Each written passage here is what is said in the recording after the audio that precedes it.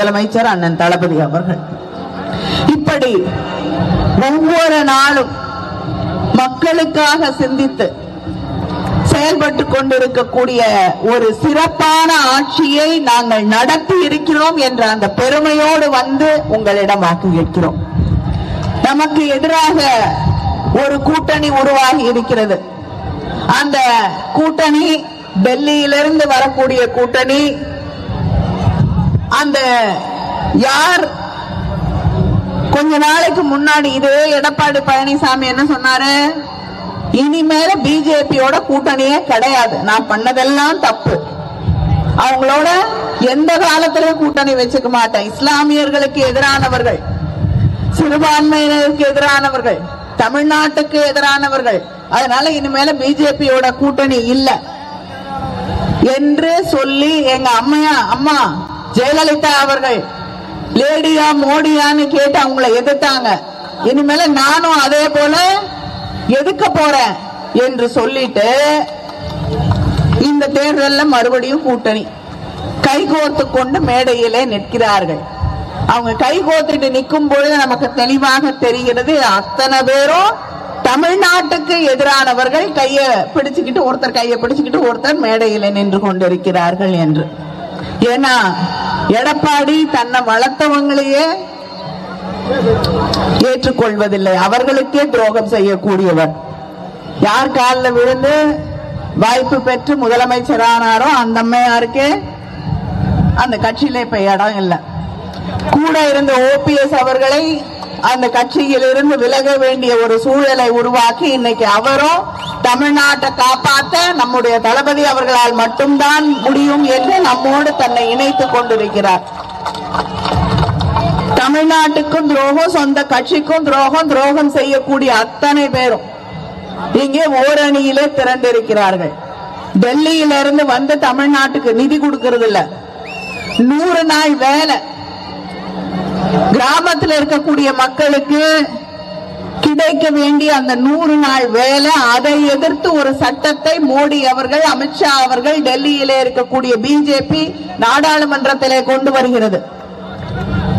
அந்த 100 நாள் வேலையை ஒழிப்பதற்காக இனிமேல நாங்க தான் முடிவு பண்ணுவோம். பல்லடம் பக்கத்துல இருக்கக்கூடிய ஒரு கிராமத்துல யாருக்கு வேலை கொடுக்கலாம், வேலை கொடுக்கலாமா இல்லையா, என்ன மாதிரி வேலை கொடுக்கணும்னு நம்ம முதலமைச்சர் முடிவு பண்ண முடியாது, இங்க இருக்கக்கூடிய கலெக்டர் முடிவு பண்ண முடியாது, இங்க இருக்கக்கூடிய சட்டமன்ற உறுப்பினர் முடிவு பண்ண முடியாது, இங்க இருக்கக்கூடிய நம்முடைய உள்ளாட்சி துறையிலே நீங்கள் தேர்ந்தெடுத்திருக்கக்கூடியவர்கள் முடிவு செய்ய முடியாது, டெல்லியிலிருந்து முடிவு பண்ணுவாங்களாம். இங்க என்ன தேவைன்னு அவங்களுக்கு தெரியுமா, எத்தனை பேருக்கு வேலை தெரியும் தெரியுமா? ஆனா நாங்கள் தான் முடிவு செய்வோம், பணம் கொடுக்க வேண்டிய பணத்தையும் கொடுக்க மாட்டோம், வேலை செய்யறவங்களை போறீங்க என்று சொல்லி அந்த 100 நாள் வேலையை இல்லாம செய்யக்கூடிய ஒரு சட்டத்தை கொண்டு வந்த போது நாங்கள் எல்லோரும் எதிர்த்தோம், நம்முடைய முதலமைச்சர் எதிர்த்தார்.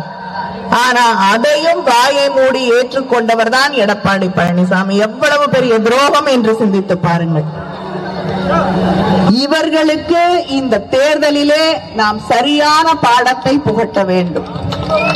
தொடர்ந்து ஹிந்தியை தமிழ்நாட்டின் மீது திணித்துக் கொண்டிருக்கக்கூடியவர்களுக்கு, நம்முடைய பெருமைகளை எல்லாம் ஏற்றுக்கொள்ள மாட்டேன் என்று மறுக்கக்கூடியவர்களோடு சேர்ந்து கொண்டிருக்கக்கூடிய கூட்டணி அது என்பதை உணர்ந்து கொண்டு இந்த தேர்தலிலே நாம் வாக்களிக்க வேண்டும். வேற யார பத்தியும் பேசலையான்னு கேட்காதீங்க, பேச வேண்டிய அவசியம் இல்லை. ஏன்னா இங்க இருக்கக்கூடிய பெண்களுக்கு நல்லா தெரியும்.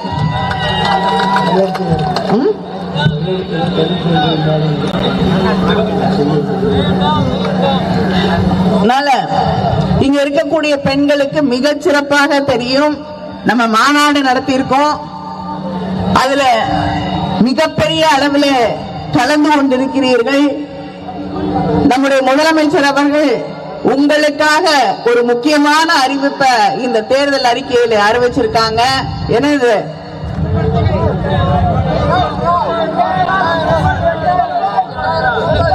மத்தவங்க நான் இதை தரேன் அதை தரேன்னு உங்க வீட்டுல இருக்கா இல்லையான்னு கவலைப்பட மாட்டாங்க.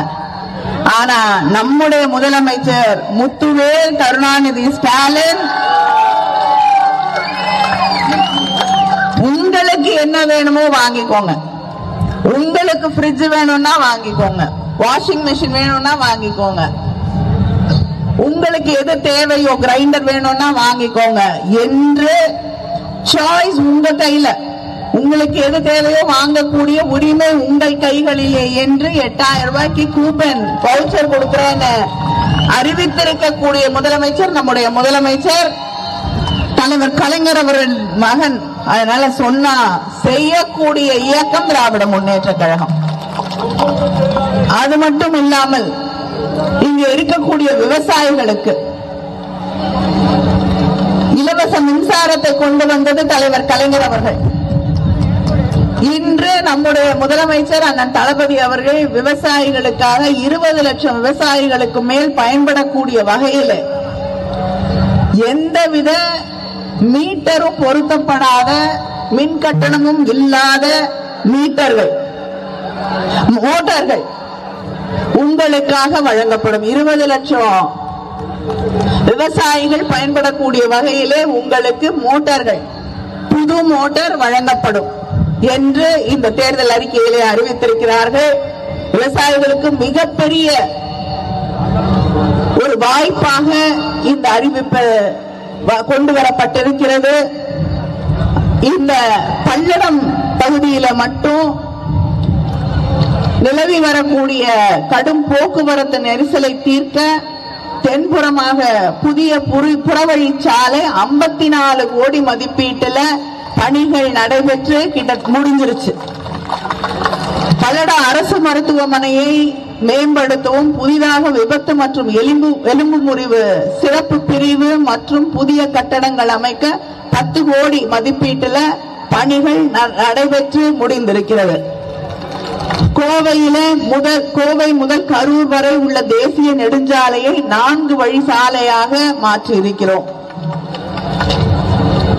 பல்லடம் பகுதியில் கடந்த 25 ஆண்டுகளாக மின்மயானம் அமைக்க கடும் போராட்டமாக இருந்த நிலையில இப்பொழுது நகராட்சியின் மூலமாக 1.5 கோடி ரூபாய் மதிப்பீட்டில் அது அமைக்கப்பட்டு பொதுமக்களுடைய பயன்பாட்டிற்கு விரைவில் அது அர்ப்பணிக்கப்படும்.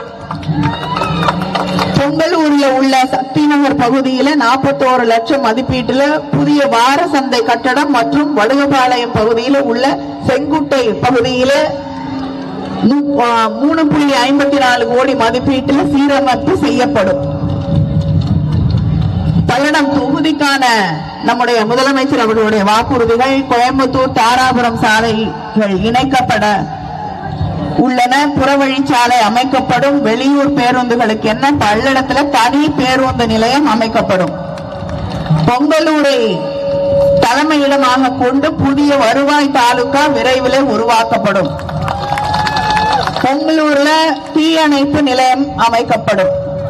ஜவுளி தொழில் நவீனமயமாக்கப்பட்டு திருப்பூர்ல உள்ள தொழிலாளர்களுக்கு தங்கும் விடுதிகள் உருவாக்கப்படும். பணிக்கு செல்லக்கூடிய பெண்களுக்கு பல்லடத்திலே குழந்தைகள் காப்பகம் அமைக்கப்படும்.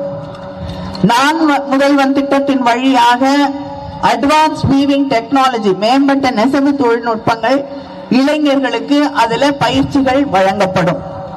இன்னும் சொல்லிக்கொண்டே போனால் சொல்லிக்கொண்டே இருக்க முடியும். அத்தனை திட்டங்களை நம்முடைய முதலமைச்சர் அவர்கள் உங்களுக்காக உருவாக்கி தந்திருக்கிறார்கள். சொன்ன வாக்குறுதியை நிறைவேற்றக்கூடிய திராவிட முன்னேற்ற கழகத்திற்கு உங்களுக்காக உங்களோடு நின்று உங்கள் உரிமைகளுக்காக பாடுபடக்கூடிய நம்முடைய முதலமைச்சர் அண்ணன் தளபதி அவர்களுக்கு உதயசூரியன் சின்னத்திலே வாக்களித்து பல்லடத்திலே நம்முடைய வேட்பாளர் செல்வராஜ் அவர்களை வெற்றி பெற செய்ய வேண்டும் வேண்டும் வேண்டும் என்று உங்களையெல்லாம் வேண்டி கேட்டுக்கொள்கிறேன்.